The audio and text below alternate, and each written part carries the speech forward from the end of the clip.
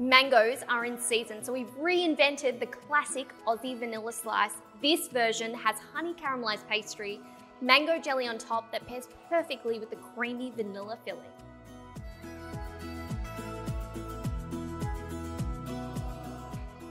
Clean hands, and now let's talk about the ingredients that you'll need for this recipe. We've got half a cup of custard powder, 50 grams of unsalted butter, 1 tablespoon of gelatin powder, 2 teaspoons of vanilla extract, 2 egg yolks, 2 tablespoons of honey, 1 cup of mango puree, 1.5 cups of caster sugar, 1 litre of full cream milk, 3/4 of a cup of corn flour, and 1 sheet of puff pastry.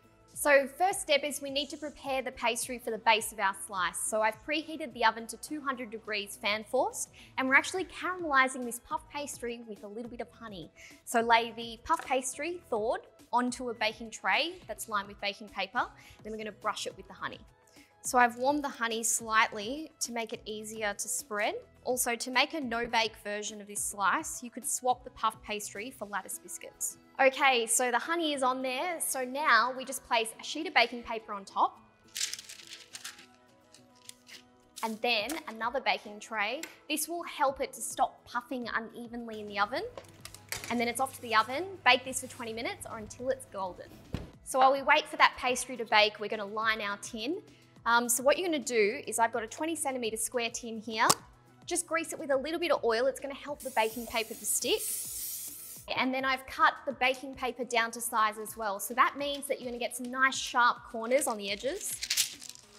So I've got 2 sheets, a little bit more spray, and then the next sheet of baking paper. It's been 20 minutes, so let's have a little look at our pastry and see how it's going. So carefully remove that tray. Perfect. Okay, so you'll need to trim the pastry slightly so it fits into your prepared tin. So slide it onto your chopping board.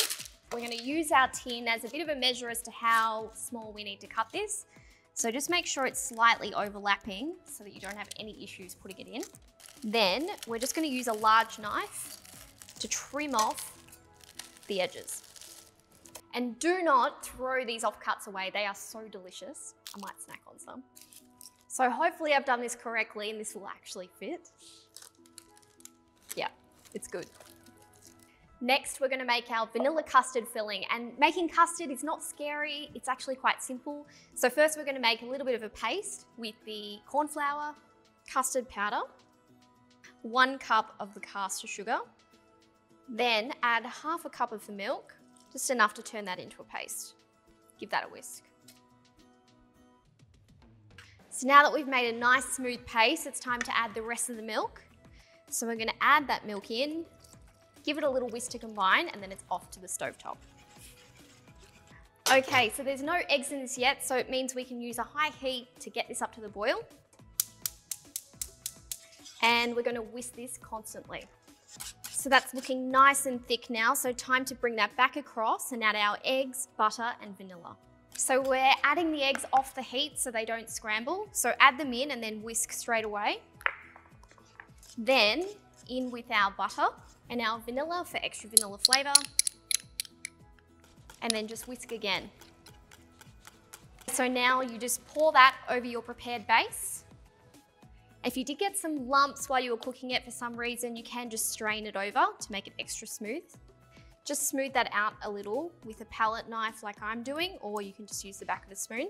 So now take this to the fridge and let it chill for a bit while we make the mango jelly.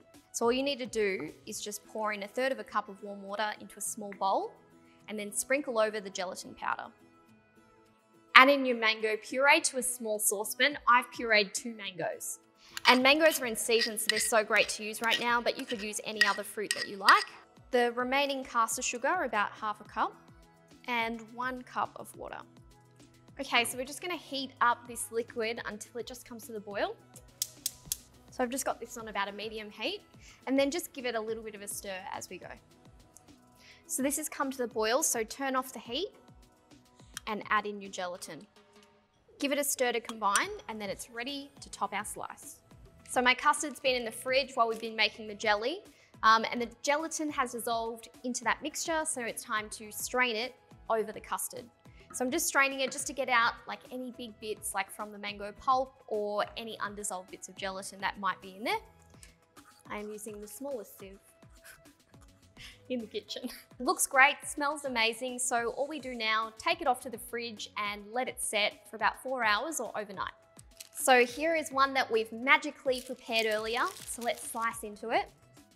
So there you have it, a mashup of two of my faves, jelly slice and vanilla slice. Try this creative twist on an Aussie classic using beautiful in-season mango. For more fresh ideas, head to the Woolworths website and search for recipes.